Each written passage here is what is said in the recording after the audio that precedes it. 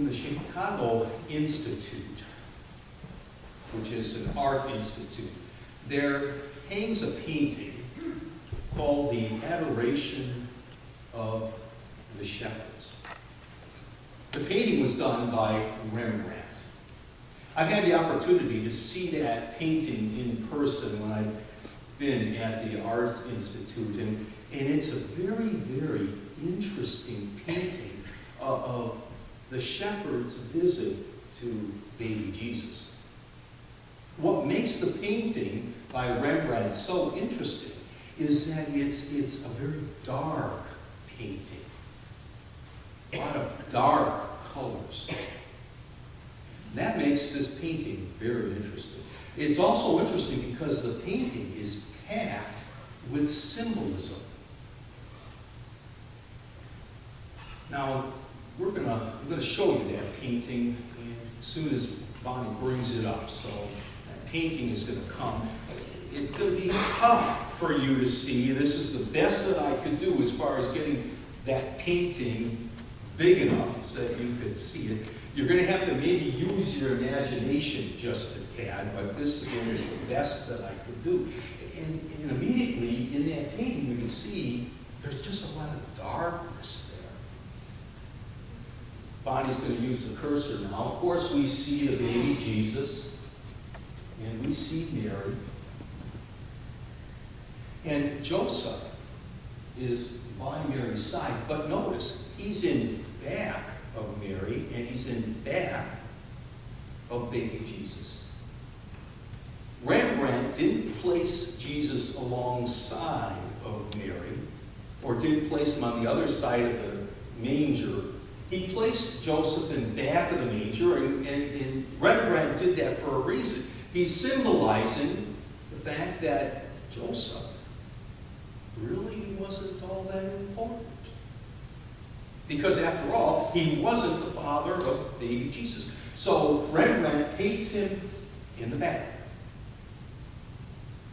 Now if you look, and again it's going to be very, very hard for you to see, but there is a loft above baby Jesus.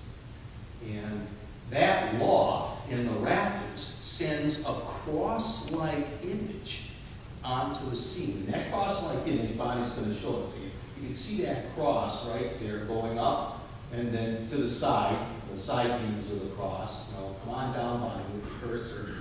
Keep coming, and now go left and right there. You can see the cross image there. Again, symbolic of an eventual crucifixion, as far as Rembrandt is concerned. And then if you go back up to that loft, you see a barn animal that we don't usually see in a manger scene. It is a rooster. The rooster makes us think of yet someone else biblically. We think of Peter and his betrayal of Jesus.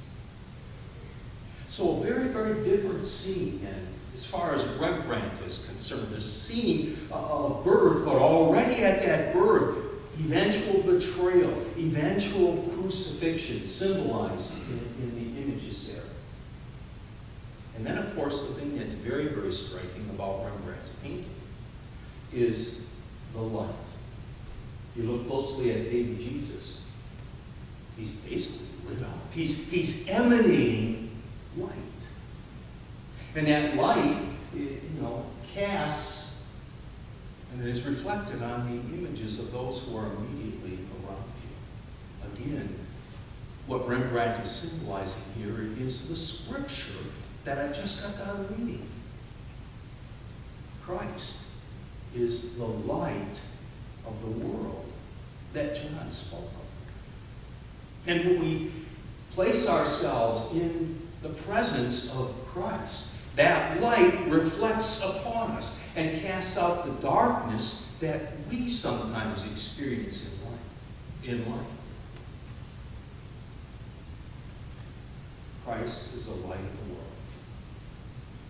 Yes, he's going to be crucified. Yes, he'll be betrayed before that. But that light shines, as far as Rembrandt is concerned, from birth on. And as I told the little children, that light and love that can cast out darkness never ever, ever ends. And that's good news for us. Because you see, we live in a world where there is a lot of darkness. Right now there's a lot of darkness in Afghanistan, and there's a lot of darkness in Iraq, and a lot of darkness in the Sudan, and there's darkness on the streets in Egypt, and darkness in the drug cartel in Mexico. Wherever there are terrorist cell groups, there's pockets of darkness in this world of ours.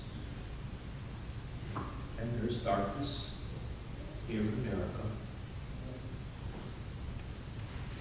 where there's homeless people. There's a sense of darkness. Where there's unemployed people, there's a sense of darkness. Where there are hungry people, there's a sense of darkness. Some would say that there's darkness on Capitol Hill. Yes, we know about darkness. Some of us have dark places in our heart, too, in our mind. But to those dark places, John and Rembrandt send a message. Christ is the light of the world. And when you bring Christ to those dark places, light casts out darkness. And there is hope. And there is life. It happened in Manhattan one wintry morning. It was a coffee shop. All kinds of people were in that coffee shop, sipping their coffee. And as they were sipping their coffee and reading the newspapers, there were two musicians who were playing and singing songs. And as they were playing and singing songs, one of the musicians noticed that there was a woman off to the side, sitting by herself, who was sipping her coffee, but yet singing along with them. It appeared like that she knew every one of the songs that they were singing. And so the two musicians decided to take a little 5-minute break. And when they took that break, one of the musicians walked up to the woman and asked her if she'd like to come and join them singing. He totally expected that she would say no. To his surprise, she said sure. She put her coffee down, grabbed her purse. One always has to take her purse. And she walked up on stage, and she joined the other musician who was still there. And they asked her, what would she like to sing with them? And she said, well, do you know any Christian music? The one musician said, lady, I grew up in the church. I know every Christian piece there is. What would you like to sing? And she said, well, you choose. I know a lot of Christian songs. And so he said, well, let's sing His Eye is on the Sparrow. Her expression changed from excitement to pensiveness. And she hesitated just a moment.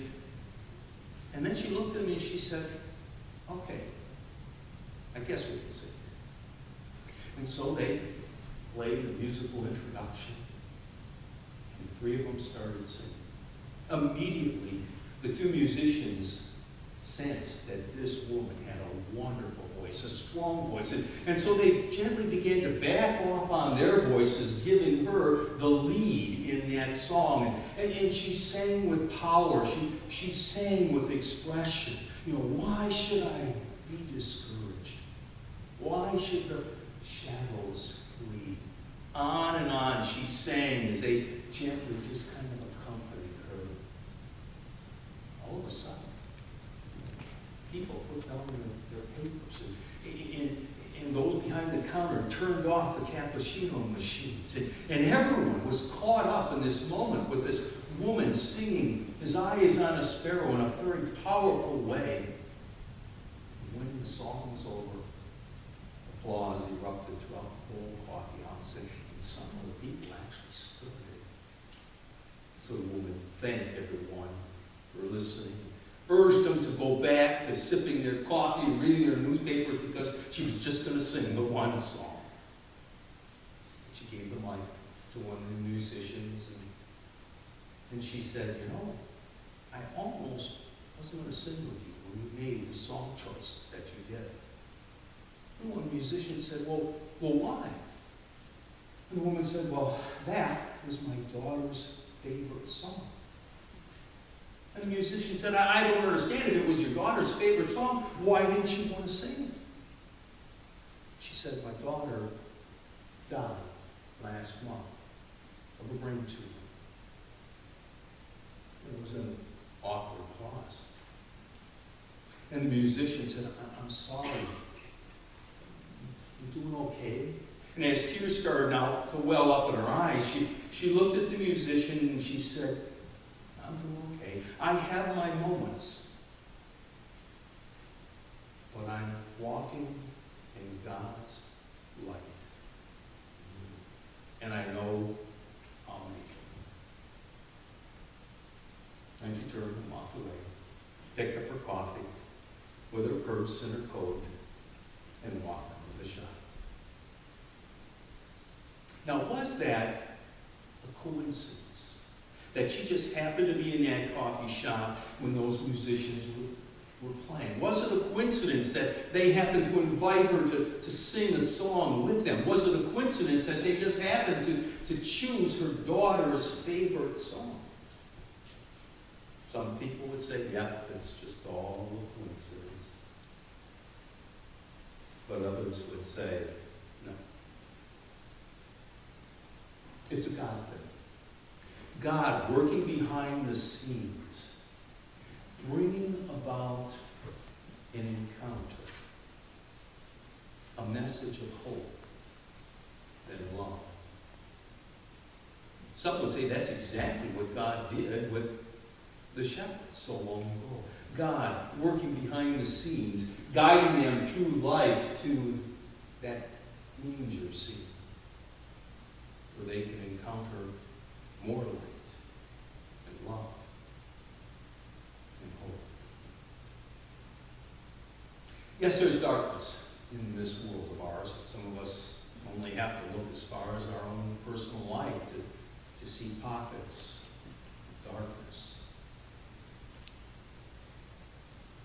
But John wants us to know that even though there is darkness in this world, there's also light. Sometimes you have to look hard to see that light, but it's there. There is light in the war-torn mountains of Afghanistan. There is light that you can see in the refugee camps, filling the thousands who flee the Syrian war. There's light in the back alleys of Cairo and Egypt. There is light that you can find in soup kitchens and food pantries and homeless shelters. You can find